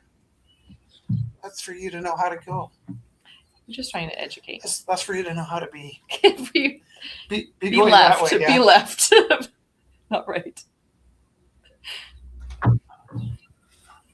What's the mood and atmosphere of Alberta's future at the university? Are people keeping it? Oh, honestly, I don't hear a lot of people talking about it, which is almost, yeah. It's kind of nice, but also a little weird and concerning. Can I tell you my theory on that? I think you're surrounded by people that can read. Yeah, true. Yeah, no one. And this is what's confusing me is I don't know people personally who want to separate, but yet it seems like this huge movement. Right. And so that's not spending enough time in the right places. Or the wrong. Yeah. There are places you can go where everybody wants to separate. I guess, yeah. Maybe I gotta spend some time. Red Deer.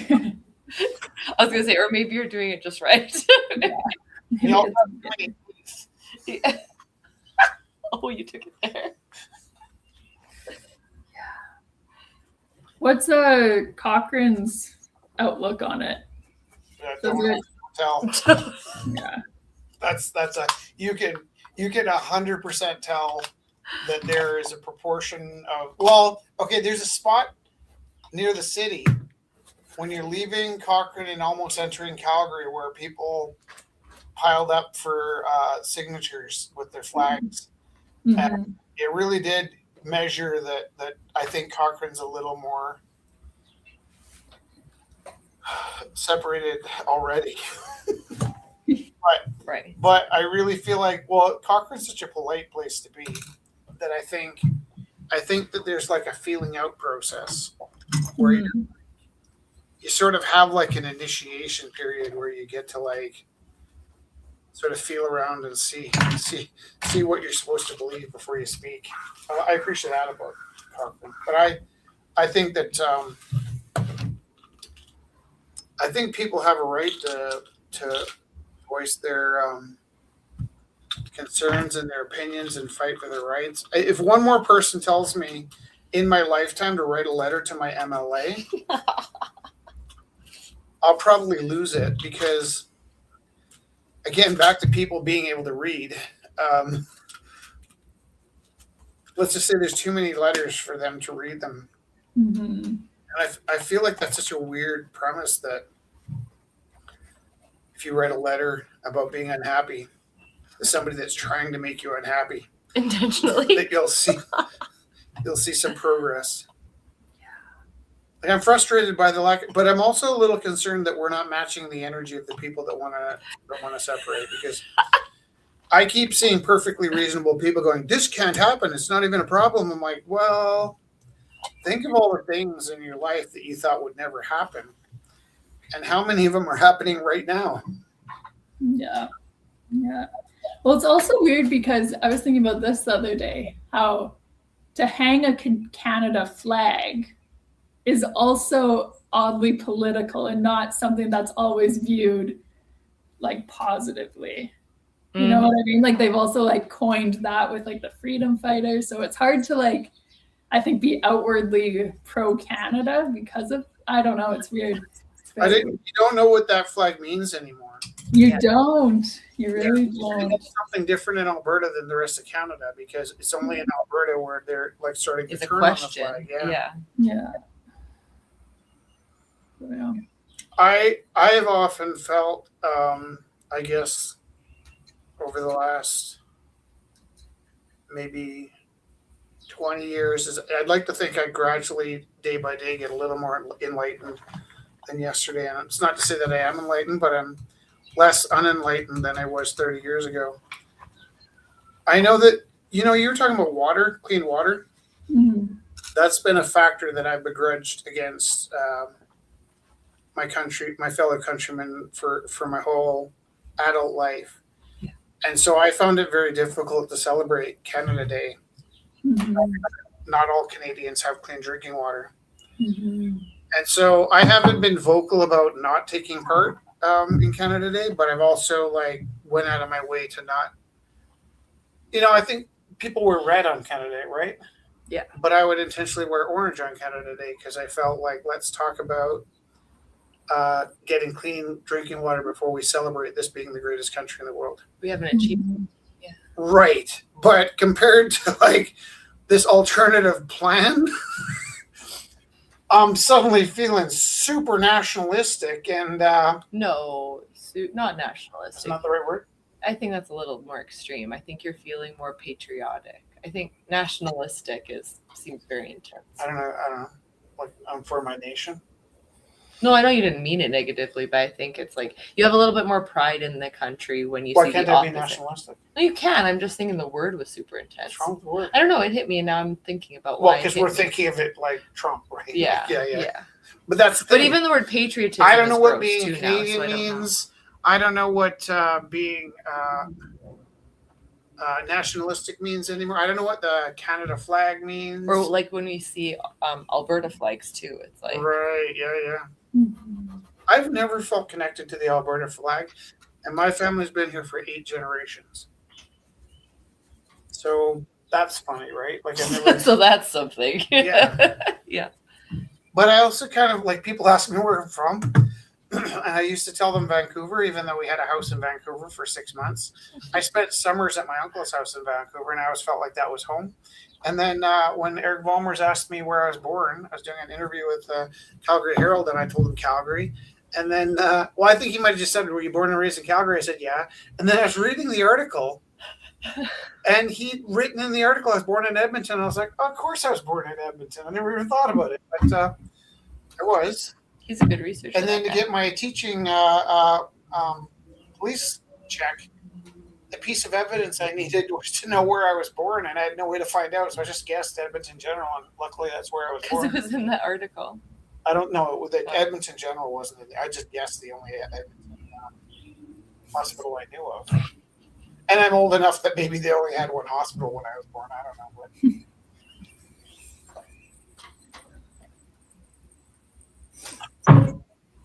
But yeah, I can see when I see somebody with the Alberta flag, it makes me question what they're thinking. Mm-hmm. Does your mom still have she had an Alberta flag up for the duration I knew her, and then did she recently take it down? Was there a conversation with that, or did it just go away?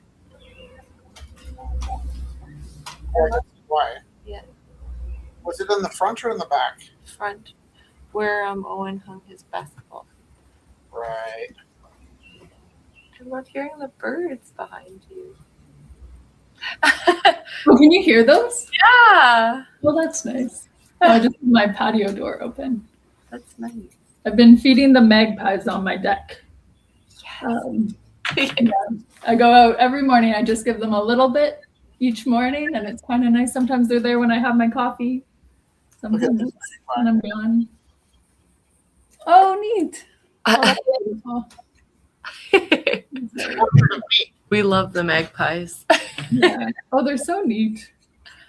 They're so beautiful, like the blue. They are. And you go out and they're everywhere in the city, and they're just doing their own little mischievous things, and it's fun to watch. So good.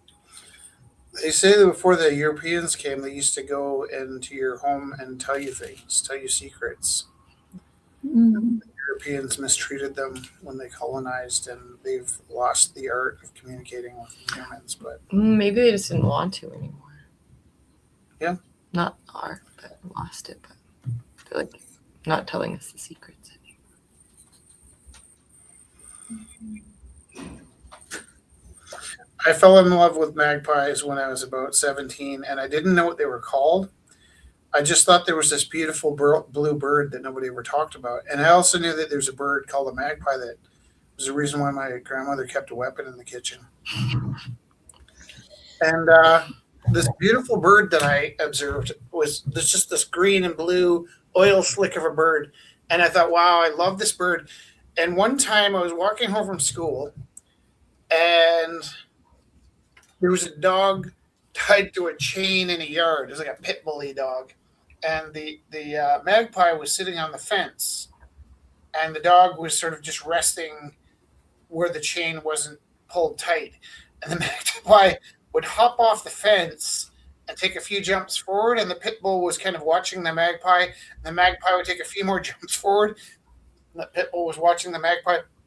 And I think the magpie had a better sense of how long that chain was than the dog, because he'd keep provoking until the dog got up and lunged at him, and he never really went quite close enough for the dog to not get clotheslined on the chain. And then so he'd hop forward and hop forward and hop forward, and then the dog would run and do this like dog flip at the end of his chain. And I remember thinking to myself, there's no evolutionary advantage to testing to see how close you can get to the pit bull. It doesn't make any sense in a Darwinian, eternal logic. Why is this magpie using its energy to torment this pit bull? And part of me wondered if it was like, if he does it long enough, does he get to have some pit bull soup, or was it just like he had time to mess around a bit and he thought it was funny? But I really feel like a magpie is a bird with a sense of humor. And I fell madly in love with this bird. And it was later on in life when Big Rock Brewery named one of their beers Magpie Ale, that they had a picture of the magpie on the beer. And I happened to like rye. It was a rye beer. And I was like, just reading the label one day, I'm like, that's a magpie?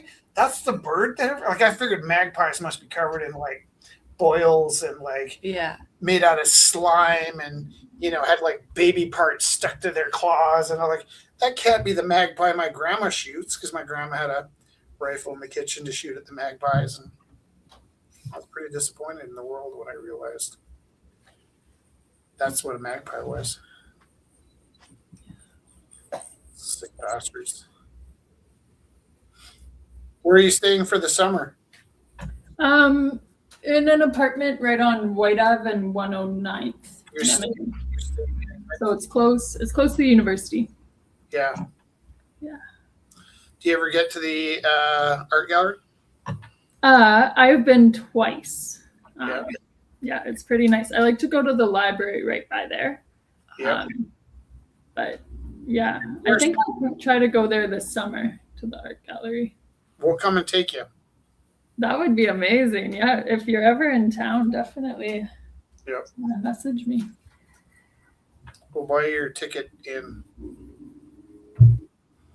That'd be so cool. I'd love that. Do you have any exciting summer plans? We went on a school trip to Vancouver with McGregor and Cummings. Yeah. And those are pretty neat. Did you go on any of McGregor's trips? Yeah, I went to Vancouver in grade 8. Okay, we did that trip. Yeah. Was that when McGregor was away? No. Okay, No. so you got the full meal deal. Yeah. Yeah. So this time around, did you guys do science stuff as well? I'm thinking we went to the aquarium and Yeah. we went to the arts university. Yeah. I don't think we did any science. Okay, so Cummings, Teru, and McGregor tag teamed on this trip. Yeah. And so we each brought our own kind of like background to what we're doing. And we did like the anthropology museum, and we did some bones museums and art galleries, and it was really amazing. Yeah. And so I had the idea that I'd take my family, because that's when it really like liquefies for me, as I get the chance to take Jess and Felix on these trips. And so we were going to go and retrace that trip by car this summer, but then we found out we're taking Felix to Winnipeg. And so it kind of seemed redundant to drive out to Vancouver and Victoria in a car and then get back and then drive him to Winnipeg. Mm. So we're shifting to mid to late July. We're going to drive to Winnipeg and just stop and see funky things on the way. Well, But in exchange for giving up our trip to Vancouver, it's my intention to like kind of tour around those places that you don't usually get to. mm-hmm. We went to Airdrie for the very first time in my life this winter. And I guess because if I'm going past Airdrie, I'm headed somewhere not more interesting, but like heading somewhere interesting. And then so as we're passing Airdrie, it's kind of too close to the city to need a break. Yeah. And then on the way home, Airdrie's like a little too You're close just to about home, home, right? yeah. So Yeah. it's probably Airdrie and is Leduc the last spot before you get to Edmonton? It is, yeah. Yeah, I've probably spent the least amount of time in Airdrie and Leduc of all those places. So we went to Airdrie for the first time, and that was pretty phenomenal. So I want to try and hit more of those places. Yeah. About 30 years ago, I rode my bicycle to Edmonton. Wow. On the secondary highway. So I kind of want to hit all those spots too. Like I didn't really get a good chance to look around Carstairs when I was riding my bike through. So we're going to go to Edmonton, and if I could talk Jesse into going all the way to Bonnyville, I wouldn't mind going to see my dad's family. And I like going up north. It's different, like it's totally Yeah. different space. so we'll pass through Edmonton, and we'll text you if you're free. Mhm. We'll pay for your pass to go to the art gallery Absolutely. Oh, that would be such a blast. in exchange for you showing us one thing we would never see unless we're locals. For sure. I can do a tour. What's your favorite kind of like surprise in Edmonton? Today I went biking. I've been into rock climbing, so I went biking across to go to the rock climbing gym. And I came across this really good, Edmonton has some great restaurants, just like little hole in the wall, one guy who owns it and also cooks. Right. And I went to this really good Atrian restaurant today. Airtrade. Yeah, and it was great. So maybe I'd treat you to some food. I would love that. Yeah. I was going to just ask something about. Oh yeah, what's the name of the bookstore we like there? Ada's. Audrey's. Have you ever been to Audrey's? I have. Yeah, Audrey's is great. So that's one of my favorite places to do book readings. Yeah. There's a few great used bookstores in Edmonton. There's Audrey's, and then down here there's one called We Book In. And then behind it, there's a better one, which is less known, called Alejandro's, and that's my favorite. Yeah. Fun. You know why? Because there's people in Edmonton that can read. It's a very academic town. It is. Do you think you would consider staying there? I don't know. I'm thinking about doing a master's maybe, and part of me would either stay in Edmonton or try out a different city in Canada, just to see. And like any Albertan, you're always like, oh, I should go to BC, but who knows if that would actually happen. I feel like BC University is like the dream, but then you have the rest of your life to miss it, you know? Yeah. I don't Like- know. University of Lethbridge, you'd kind of like finish and then go somewhere, it's not a university town, but Yeah. I think like doing, because Vancouver is kind of affordable if you're in university, but then Mm, if you're out, it's like, yeah. Yeah. I've also like my parents live kind of out in the country in Calgary, so I've never really lived in Calgary. right. I'd like to try that one day. Mm. Yeah, because I feel like I don't really know what it's all about. I had a hard time getting used to the sky in Cochrane. Yeah. It's pretty Like I live downtown Calgary, and I'm used to being Mm. cozy in my buildings. Seeing like slivers of Yeah. sky, and then Yeah. when you're in Cochrane, you see the whole sky. Do you want to see our sky? Sure. I'm gonna unplug this camera, and I'm gonna take it outside. That's fun. Yeah, I'm gonna go on a tour. Oh, Okay, so like we live in the coolest, tidiest apartment, but then we tear it apart to do the broadcast. So I'm gonna be really careful not to plug this camera back in and let you see the mess that is our. it's actually not bad. Okay, you want to see the home studio? Yeah. Brace for impact. Where's my... Turn my camera back on. Alrighty. So there's my George Brock. And all of the lamps have funky lenses in them.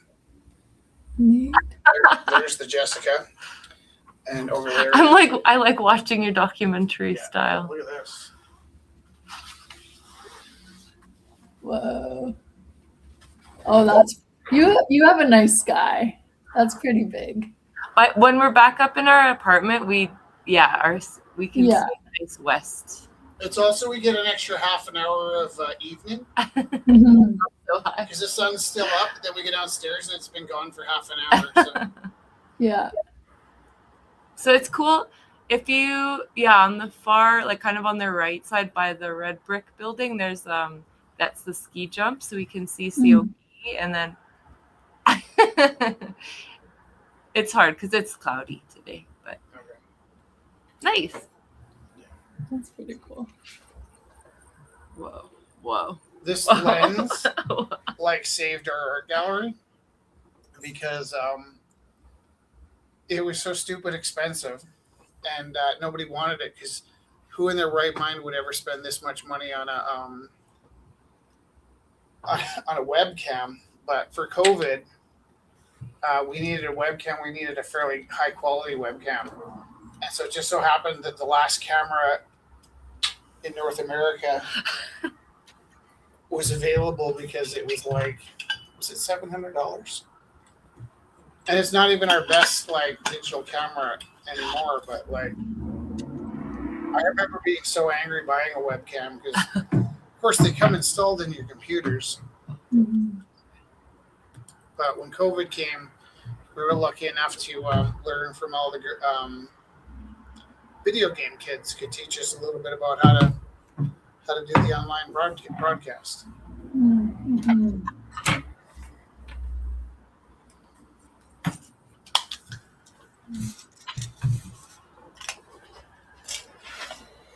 I was not focused tonight. Look, I did these paintings and You did another one. last week I was like totally like, whoa, my paintings are killing it this week. And this week it's just like, Are you kidding? Look at this. I'm not. Look at that guy. Yeah, you can look at it and go, wow, that's neat. But I'm like, I gotta paint something good before we go offline. Now, what time is it? 8:40, I 48. got 10 minutes to do something good. My life. Maybe I'll paint the Beach Boys. That's just a joke. Did you ever get your Beach Boys painting? No, I don't. No. Oh, yeah. I have John Denver. I always get John Denver. No, Neil. I'm so bad with people's names. Okay. Yeah. He painted me John Neil Young. What would it be? Anything is possible. Yeah. Maybe it's that I'm working also with this kind of tiny paper that I don't really have an idea right now when I'm starting. So like I'm starting with a tiny paper. Hold me close, a tiny paper. And so there's not a lot of room to like let it evolve into a painting. You know what I mean? Like maybe with a bigger painting, I can kind of screw around till the painting takes form. But then when the smaller paper happens, it's like, oh, almost out of space here. It does change how you work for sure.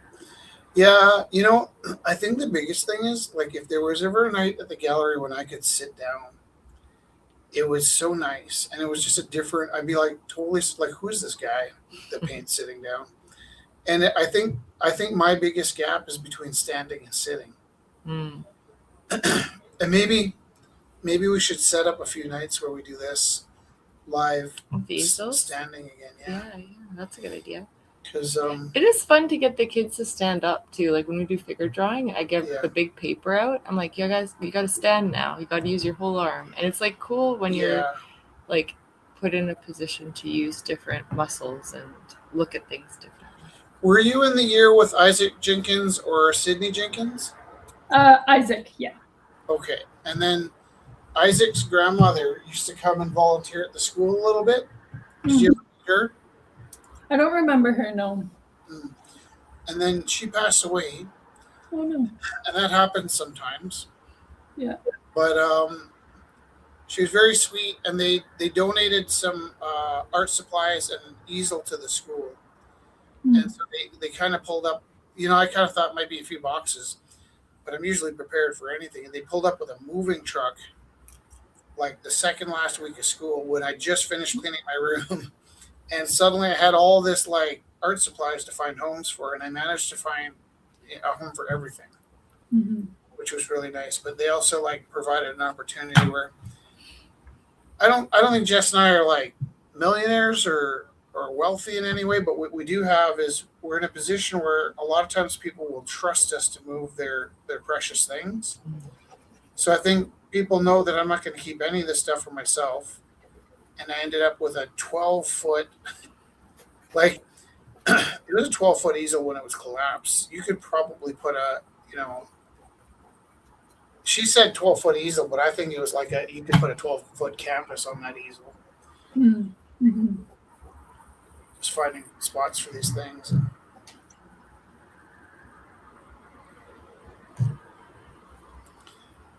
Can we see what you're making?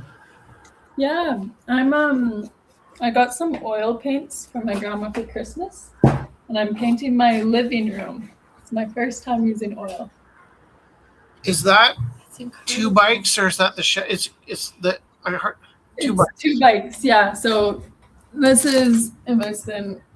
Oh my gosh! Oh, wait, give me 1 second so I don't spill absolutely everything. Oh, that's my living room there. Nice. Kind of me painting it. But yeah, it's 2 bikes. We have, me and my boyfriend, we live together. Yep. And we have 1, 2, 3, 4, 5 bikes in the apartment.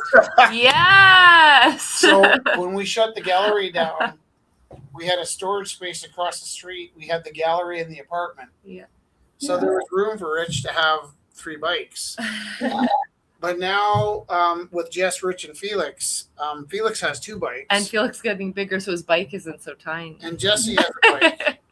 And so I had to get rid of some of my bikes. And it wasn't something that occurred to me when I decided to shut the gallery down that I was going to forfeit my bicycle storage. Yeah. But we've got a pretty cool setup where our front closet is just bicycles hanging like bats. Yeah. And, do you live on the ground level, or where do you? No, we have an elevator, so we just roll them in. Yeah. So do the 2 of you fit well enough in the elevator with 1 wheel up in the air? Or? They actually can go diagonally, so we can both fit in it relatively okay. We have very small elevators, and we have a system where the three of us can bang into one elevator car Yeah. if we're well prepared, but it's like Tetris every time. And it's like we're like, oh, that one's a good one. And then sometimes we get in and we're rushed. We're like, nope, that one's not the one. And we like try to figure out the configuration. Or what's brutal is like when somebody opens the door to get on and there's three of us just looking and I'm like, you can come in if you It's can. really sweet because If Rich you're is always ready. like, there's room, you can come in. And then they're always like, no. They always pass, and you're like, there's so much space. Yeah, you could totally fit in. Yeah. Sometimes if we're really like, because we go on like epic bike rides, sometimes if we've really gotten far, it's a bit of a treat to just lock up one bike outside, get the other two put away, and then go back out for the first bike. Yeah. But I'm so fastidious with pike locks. It's actually in my book. I usually have about 3 locks on a bike. So if there's 3 bikes, I still have 3 locks on the bike. But if there was one bike I like to have my front. In my box, I have 3 of the same lock. So I can. It's strange, actually. I'm not sure what the mathematical explanation for this is, but if I have one lock, Arbus, right? Yeah.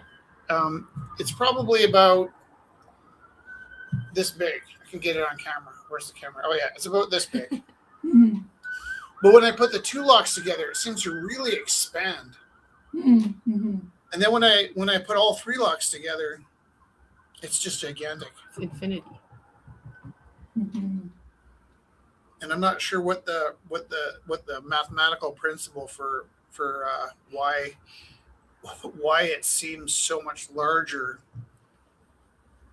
I guess it's a little bit like my tables in class. I've got all these tables, but if I have 2 tables touching, I lose all that surface area. So I have an 8-foot by 4-foot table, and two of the 4-foot edges are touching. I've lost 8 foot of table surface, and I think it's just crazy to me that when I put the 3 locks together, how long it gets. Is like just. Mhm.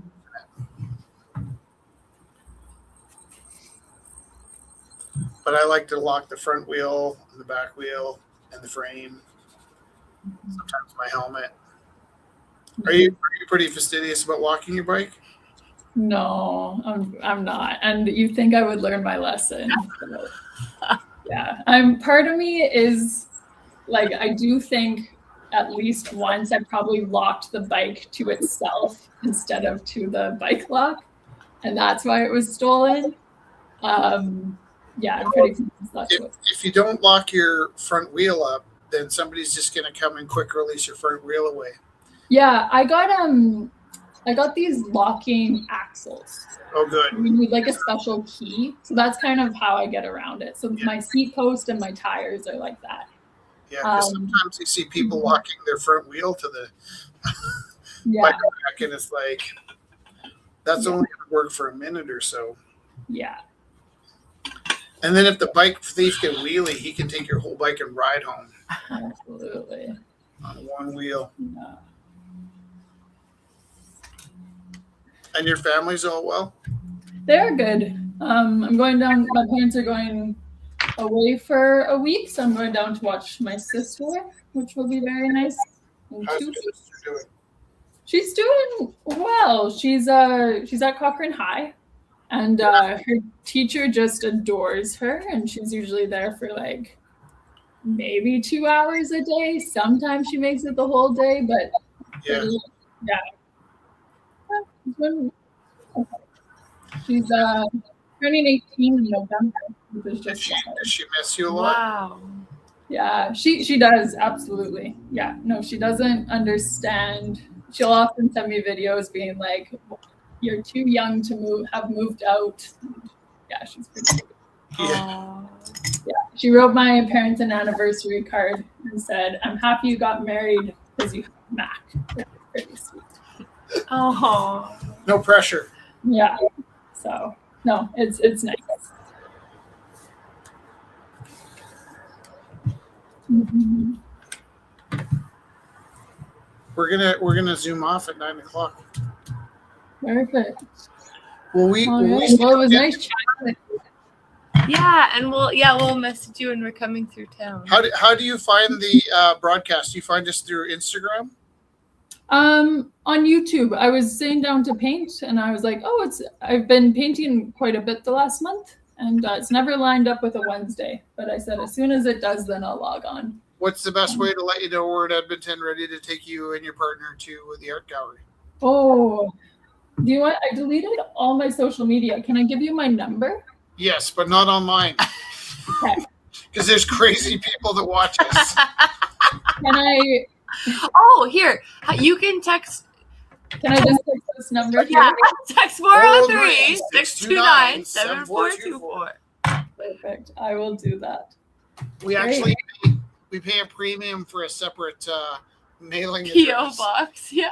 Because as much as like there's like 1 or 2 letters a year, we really can't put our home address on the broadcast anymore. Yeah.